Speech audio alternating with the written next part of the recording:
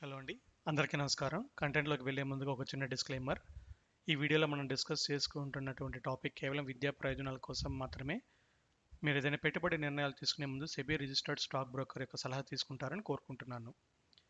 So ఈ వీడియోలో నేను డిస్కస్ చేసేటువంటి ఒక పర్టికులర్ ఆయిల్ రిఫైనరీ కంపెనీ ఈ విధంగా కప్ అండ్ హ్యాండిల్ ప్యాటర్న్ని ఫాలో అవుతూ ఉండడం నేను గమనించాను. ఇటువంటి ప్యాటర్న్స్ ఫాలో అవుతున్న స్టాక్స్ బ్రేక్అవుట్ తీసుకున్న తర్వాత వాటి ప్రొజెక్షన్స్ ఎలా ఉంటాయి, బ్రేక్అవుట్ తీసుకున్న పాయింట్ దగ్గర నుంచి ఎంతవరకు ర్యాలీ అవ్వచ్చు అనేది నేను నా గత వీడియోస్లో ఒక పర్టికులర్ పవర్ స్టాక్ని ఒక ఎగ్జాంపుల్గా డిస్కస్ చేశాను. ఆ పర్టికులర్ పవర్ స్టాక్ ప్రస్తుతం బ్రేక్అవుట్ తీసుకున్న పాయింట్ దగ్గర నుంచి ఎంతవరకు ర్యాలీ అయింది అనేది మీరు ఒకసారి వెరిఫై చేసుకుంటున్నారని ఆశిస్తున్నాను. సో ఈ వీడియోలో నేను డిస్కస్ చేసేటువంటి stock name Chennai petroleum corporation. ఈ స్టాక్ కూడాను మనం ఒక పాస్ట్ పెర్ఫార్మెన్స్ని ఒక వీక్లీ టైం ఫ్రేమ్లో కనుక గమనించినట్లయితే ఈ స్టాకు ఈ విధంగా అక్టోబర్ 2017 నుంచి మే 2023 వరకు కూడాను సేమ్ ఆల్మోస్ట్ ఒక కప్ అండ్ హ్యాండిల్ ప్యాటర్న్ని ఫాలో అయ్యి బ్రేక్అవుట్ తీసుకున్న తర్వాత తిరిగి ఆ నెక్లైన్ దగ్గర రీటెస్ట్ చేసి స్టాక్లో ర్యాలీ మొదలైన తర్వాత ఆల్మోస్ట్ ఒక 200% ఏప్రిల్ 2024 నాటికి ఈ స్టాక్లో 200% ర్యాలీ అనేది మనం ఇక్కడ ఈ పర్టికులర్ పిక్చర్లో గమనించగలము.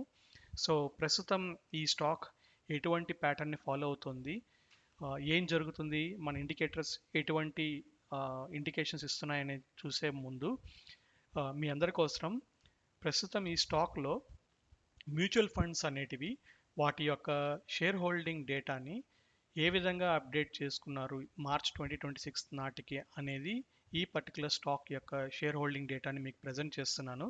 మీరు మీ ఫర్దర్ ఫండమెంటల్ అనాలిసిస్ చేసుకునే ముందు ఈ పాయింట్స్ని కూడా కన్సిడర్ చేస్తారని ఆశిస్తూ నేను ఇమీడియట్గా ట్రేడింగ్ వ్యూకి స్విచ్ అవుతున్నాను. ట్రేడింగ్ వ్యూలో ఈ విధంగా మనం ప్రస్తుతం ఈ స్టాక్ని గమనించినట్లయితే జూలై 2024 నుంచి ప్రస్తుతం మే 1 ఆర్ ఏప్రిల్ ఎండింగ్ నాటికి సేమ్ వీక్లీ టైం ఫ్రేమ్లో కనుక మనం గమనించినట్లయితే స్టాక్లో same cup and handle pattern అనేది రిపీట్ అయ్యి స్టాక్ అనేది లాస్ట్ వీక్ క్లోజింగ్ క్యాండిల్ అనేది బ్రేక్అవుట్ తీసుకున్న తర్వాత ఈ వీడియోలో ఈ పిక్చర్లో మనం క్లియర్గా గమనించినట్లయితే స్టాక్కి రెసిస్టెన్స్ ఎక్కడ ఉంది అనేది ఇక్కడ మీరు నోట్ చేసుకోగలరు.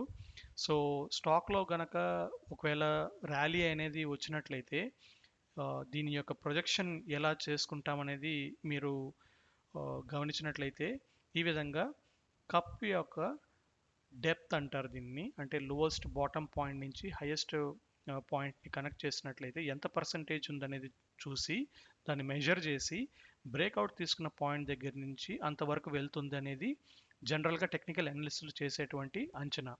సో ఈ స్టాక్లో కనుక మీరు ఇప్పుడు ప్రస్తుతం గమనించినట్లయితే బ్రేక్అవుట్ అనేది ఈ వీక్లీ క్యాండిల్లో క్లియర్గా కనపడుతూ ఉంది.